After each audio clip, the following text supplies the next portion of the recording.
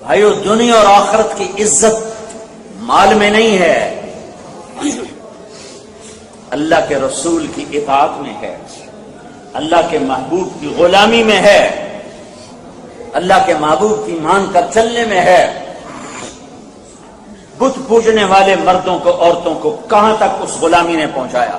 خولہ بنت ثعلبہ ایک خاتون ہیں مدینے، ان کے خامن نے ان کو طلاق دے۔ طلاق اس کو کہتے تھے زہار۔ کون سی طلاق ہوتی تھی؟ کوئی شخص یوں کہتا تو میری ماں کی پشت کی طرح ہے، تو وہ ایسی طلاق ہوتی تھی کہ کبھی مرتے دم تک نکاح نہیں ہو سکتا تھا۔ 3 طلاق میں تو یہ ہے کہ اگر آگے نکاح ہو جائے پھر وہاں سے طلاق ہو جائے دوبارہ شادی ہو سکتی، اس طلاق میں ہمیشہ کے لیے دروازہ بند۔ یہ جاہلیت کی رسم تھی، شریعت نے کوئی فیصلہ نہیں دیا۔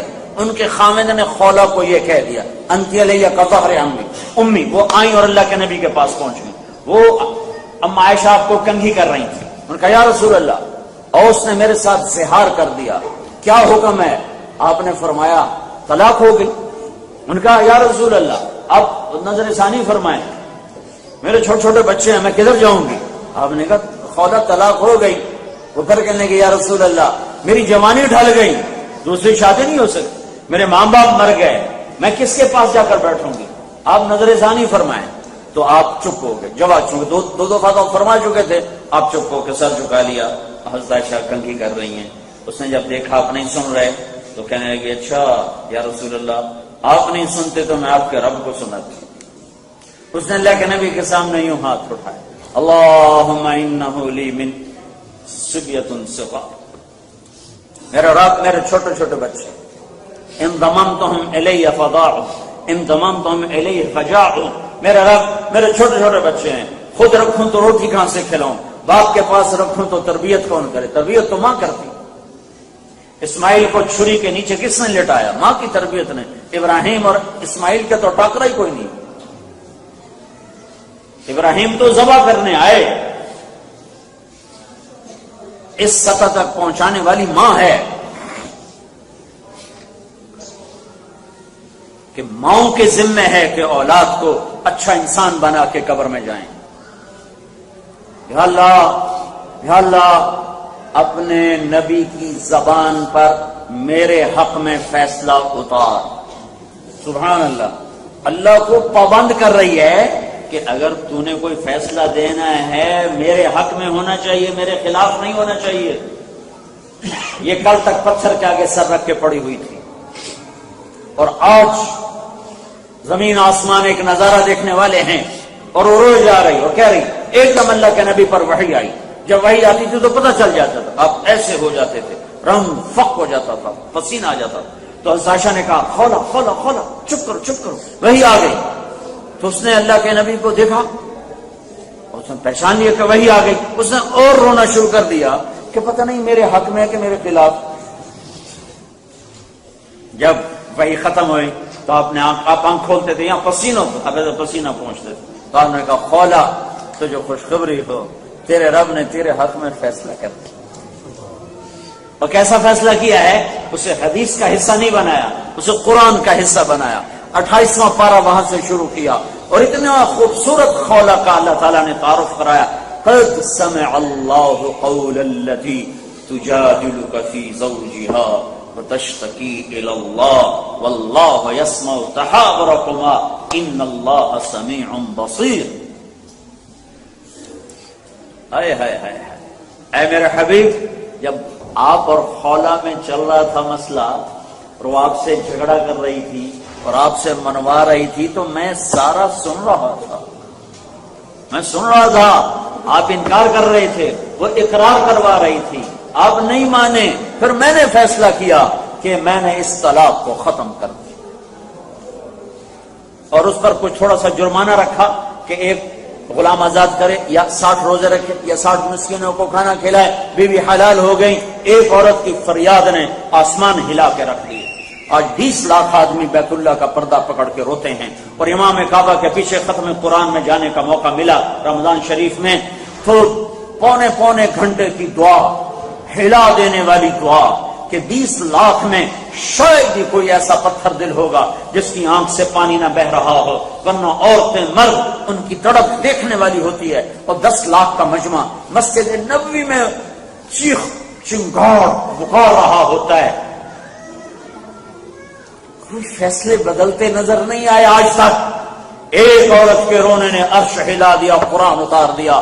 20 لاکھ 30 لاکھ کا مجمع فریاد کرتا ہے، رمضان کے روزے رکھ کے، اعتکاف مسجد نبوی کا کر کے، مسجد بیت اللہ کا اعتکاف کر کے، اور امام کعبہ کے پیچھے دعائیں مانگتے ہیں، اور ان کی فریادیں ہیں، لگتا ہے جیسے ایک بالشت بھی اوپر نہیں گئی۔ کہ اللہ سے صلح تو پہلے کرو۔ زبان جھوٹ پر چل رہی ہو، زبان گالی پہ چل رہی ہو، زبان غیبت پہ چل رہی ہو، زبان اوروں کو کی بےعزتی کرنے پر چل رہی ہو، آنکھیں بے حیا ہو چکی ہوں، کانوں میں بے حیائی اتر چکے ہو، پیٹ میں سود کا پیسہ جا رہا ہو، جھوٹ کا پیسہ جا رہا ہو، دھوکہ حرام اور ظلم و ستم ہمارا شیوا ہو، تو ہم انسان ہیں، یہی ہمارے لیے بڑی بات ہے۔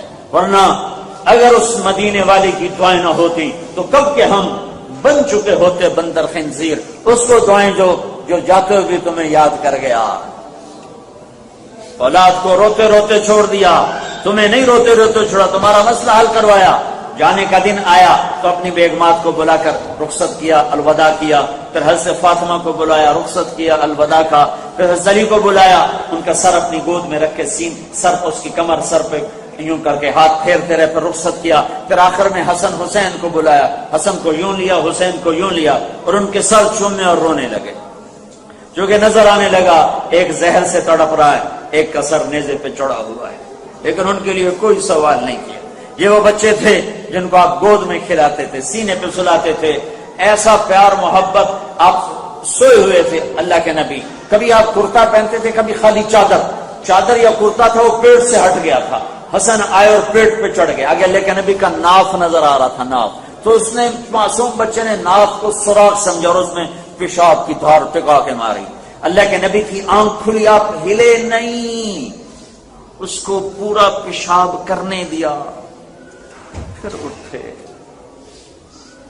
تو ماں یوں کر دیتی ہے بچے کو، ماں پیشاب محسوس ہوتا یوں کر دیتی ہے، پیشاب ہو گیا، پیشاب ہو گیا، اور آپ سورا پیشاب کیا، پھر اٹھ کے بچے کو اٹھائے۔ جن کے لیے ایسی دل میں محبت تھی، جن کو گود میں سلایا، جن کو لوریاں دی، بچے روئے تو آپ دوڑ کے، فاطمہ تمہیں پتہ ہے مجھے اپنے بچوں سے کتنا پیار ہے، مجھے ان کا رونا برداشت نہیں ہوتا، اور آگے نظر آ رہا ہے کہ پوری نسل رو رہی۔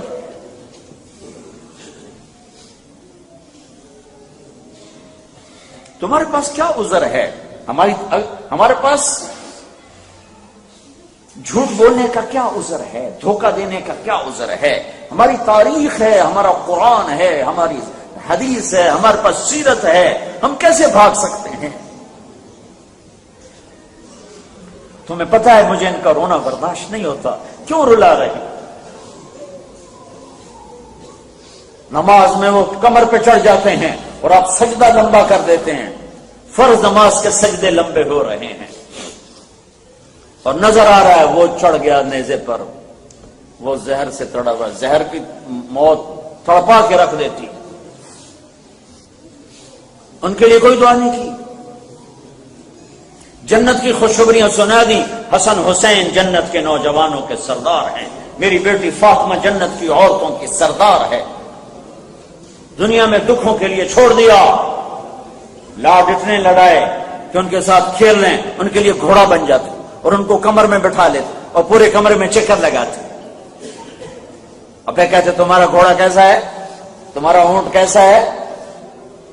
حسن حسین کو کشتی کرواتے، ایک دفعہ کشتی کروا رہے اور حسین کو کہہ رہے شاباش شاباش، تو حضرت فاطمہ کہنے لگی یا رسول اللہ اب حسین کو شاباش دیے جا رہے ہیں، حسن کو نہیں کچھ شاباش دے رہے، تو آپ نے کہا یہ جبریل میرے پاس کھڑا ہے، یہ بھی حسین کو شاباش دے رہا ہے، میں بھی اسے شاباش دے رہا ہوں۔ ایک نیزے پہ چڑھ گیا، ایک زہر سے تڑپ گیا، ان کو رخصت کر دیا، جبریل آ گیا، جی موت کا فرشتہ آ چکا ہے، موت کا فرشتہ آ گیا، کہ یا رسول اللہ کا فرمان تھا آنا چاہیں تو لے آنا ورنہ واپس آ جانا۔ تو آپ نے جبریل کی طرف دیکھا، تو کیا کہتا ہے؟ جبریل نے کہا یا رسول اللہ، اللہ آپ کی ملاقات کے شوق میں ہے۔ اس پر آپ نے فرمایا جبریل واپس جاؤ، پہلے اللہ سے پوچھ کے آؤ میرے بعد میری امت کے ساتھ کیا کرے گا، میں پھر جواب دوں گا۔ نہیں تمہیں چھوڑا، اولاد کو چھوڑ دیا، تمہیں نہیں چھوڑا۔ جبریل پیغام لیا، یا رسول اللہ، اللہ تعالیٰ فرما رہے ہیں میں آپ کی امت کو تنہا نہیں چھوڑوں گا۔ الآن قرۃ عینی، اب میری آنکھیں ٹھنڈی ہیں، یا اللہ مجھے بلا لے اپنے پاس۔ اور جاتے ہوئے دو باتوں کی نصیحت کی، اے میری امت، نماز نہ چھوڑنا، نماز نہ چھوڑنا، نماز نہ چھوڑنا۔ پوری دنیا پہ نظر دوڑاؤں تو 10% سے زیادہ مسلمان نہیں نمازی، 90% بے نمازی، 90% نہیں پڑھتے۔ آخری نصیحت، نماز نہ چھوڑنا، نماز نہ چھوڑنا، نماز نہ چھوڑنا۔ دوسری، غریبوں پہ رحم کرنا، غریبوں پہ رحم کرنا۔